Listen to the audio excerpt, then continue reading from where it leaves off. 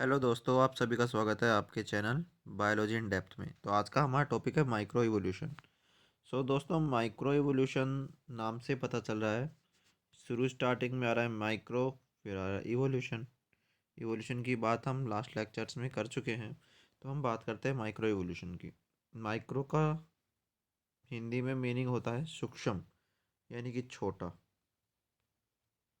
लेकिन सूक्ष्म इवोल्यूशन से क्या मतलब है, ऐसा तो कुछ समझ में नहीं आ रहा है सच कि सूक्ष्म इवोल्यूशन क्या होगा या क्या नहीं होगा। तो सूक्ष्म से तात्पर्य ये है कि छोटे टाइम स्केल में होने वाला इवोल्यूशन। छोटे टाइम स्केल से मतलब ये है कि जिसमें लाखों वर्ष करोड़ों वर्षों का समय ना लगे, कुछ समय लगे। और अगर लगे भी तो इतना लगे कि एक आम इंसान को वो आसानी से दिखाई भी ना दे। मतलब हम सीधी भाषा में बोले कि एक बड़ी जनसंख्या अगर उसे देखने की कोशिश करे कि वो कितना ज़्यादा हुआ है उसके अंदर इवोल्यूशन, तो वो पहचान ना सके, तो वो क्या होता है, माइक्रो इवोल्यूशन होता है। यानी कि छोटे स्तर पर यदि इवोल्यूशन उसमें हो रहा है तो कैसा हो जाएगा वो, माइक्रो इवोल्यूशन हो जाएगा। तो देखिए कि माइक्रो इवोल्यूशन के दौरान आप देख सकते हैं, इसमें यहाँ लिख रहा है कि house sparrow have adapted to climate of North America. Mosquitoes have evolved in response to global warming and insect have evolved resistance to our pesticides. ये सभी क्या है, एग्जाम्पल है माइक्रो इवोल्यूशन के। और फिर आगे लिखा है, देखो, evolution on A small scale, यानी कि एक छोटे स्केल पे होने वाला इवोल्यूशन क्या होता है, माइक्रो इवोल्यूशन कहलाता है। अब आगे देखिए कि हम देखते हैं माइक्रो इवोल्यूशन की डेफिनेशन से, जो इसका सबसे मेन पार्ट। तो micro evolution is evolution in small scale, जैसा मैंने बताया कि छोटे स्तर पे होने वाला evolution with in a single population, एक छोटी सी पॉपुलेशन में या सिंगल पॉपुलेशन में। इसका मतलब है narrowing over focus to the branch of the tree of life. If you could zoom in on branch of the tree of life scale, the insect for example, you would see another phylogen relating all the different insect lineage.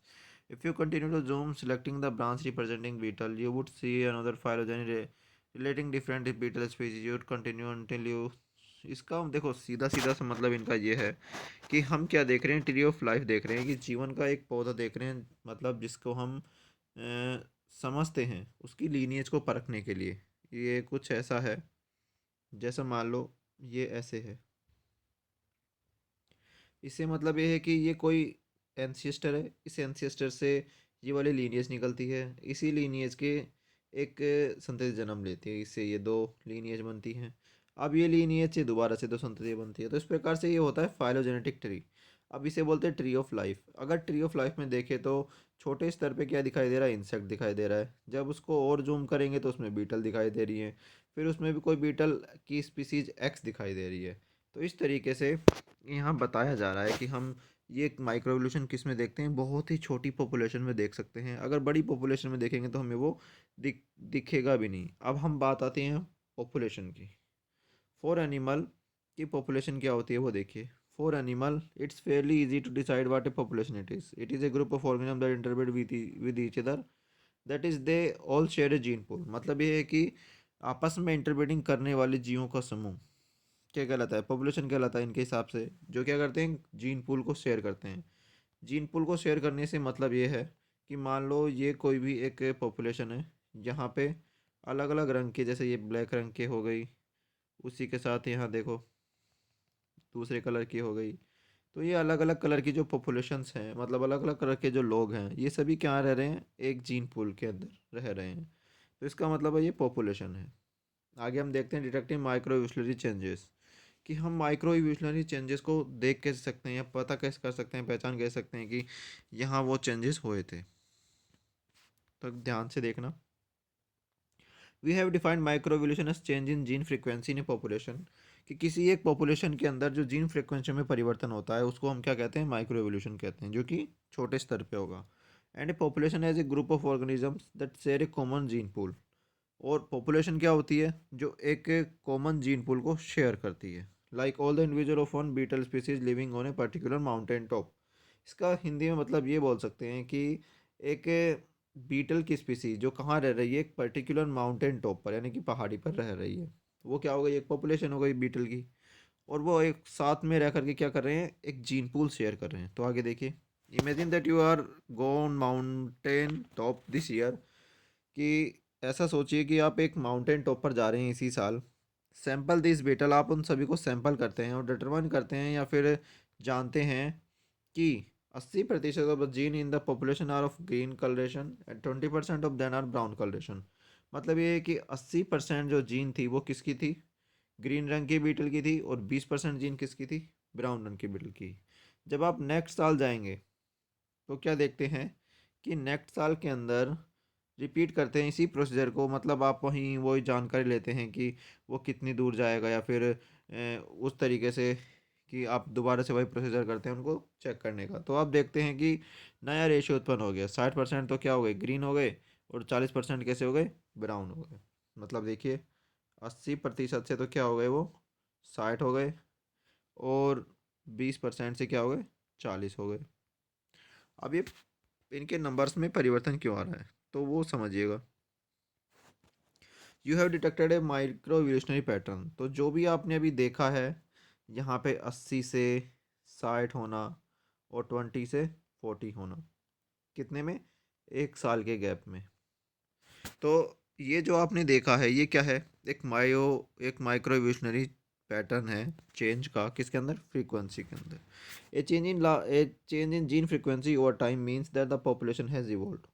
मतलब ये है कि अगर gene frequency में समय के साथ परिवर्तन हुआ है तो इसका मतलब क्या है, पॉपुलेशन के अंदर बदलाव आया है। अब the big question is how did it happen, मतलब सीधी सीधी भाषा में बोले तो मेनली ये इवोल्यूशन हुआ कैसे, कि हाउ माइक्रो इवोल्यूशन हैपन्स, या फिर मैकेनिज्म क्या है इसकी, किन किन कारणों की वजह से होता है। तो चलिए देखते हैं। तो मैकेनिज्म ऑफ माइक्रो इवोल्यूशन क्या है। There are a few basic ways in which micro evolutionary changes happen, कि यहाँ कुछ बेसिक तरीके हैं जिनकी वजह से ये देखा जाता है। वो क्या है, म्यूटेशन, माइग्रेशन, जेनेटिक ड्रिफ्ट और नेचुरल सिलेक्शन।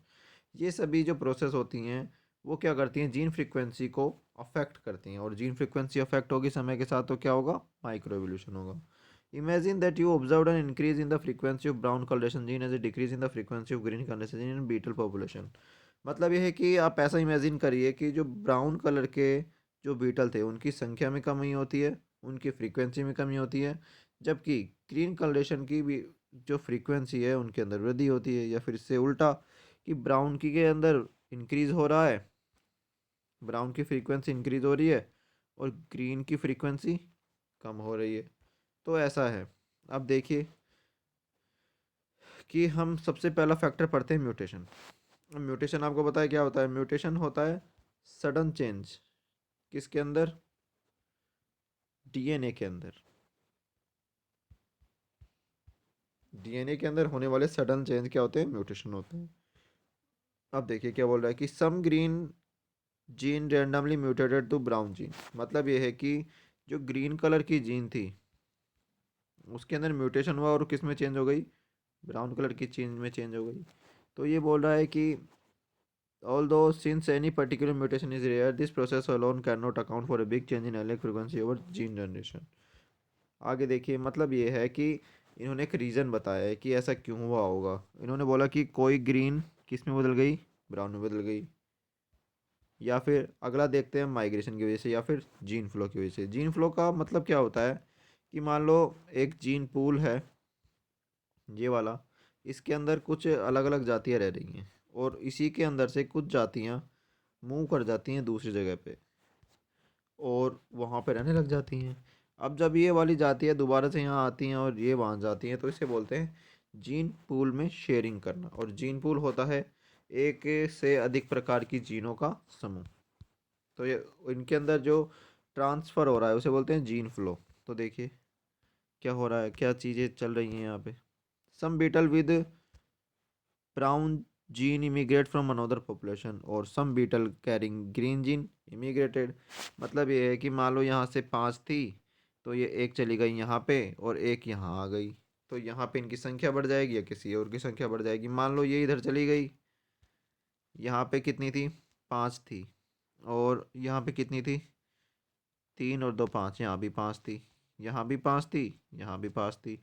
और क्या हुआ, इमिग्रेशन हुआ, माइग्रेशन हुआ, तो क्या हुआ, यहाँ 4 रह गई, यहाँ कितनी हो गई, 6 हो गई।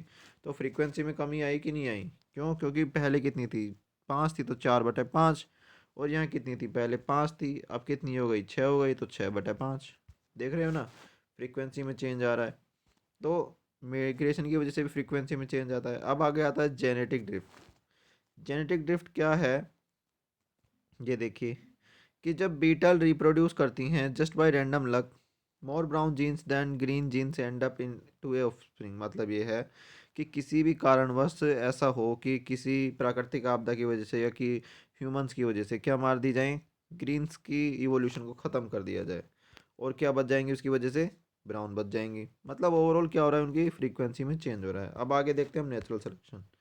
अब नेचुरल सिलेक्शन क्या होता है कि जो नेचर है ना, किसी एक प्रजाति को क्या करती है, दूसरे की तुलना में अधिक सपोर्ट करती है, क्योंकि वो उस पॉपुलेशन में अधिक तरीके से अडेप्ट हो पा रहा है।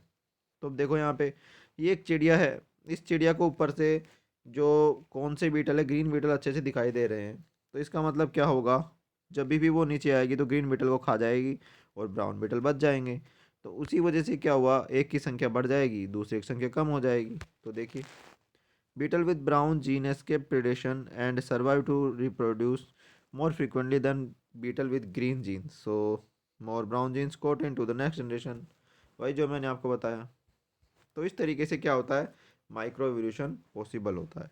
So thank you for watching. अगर आपके कोई क्वेश्चंस हैं तो कमेंट में ज़रूर लिखिएगा।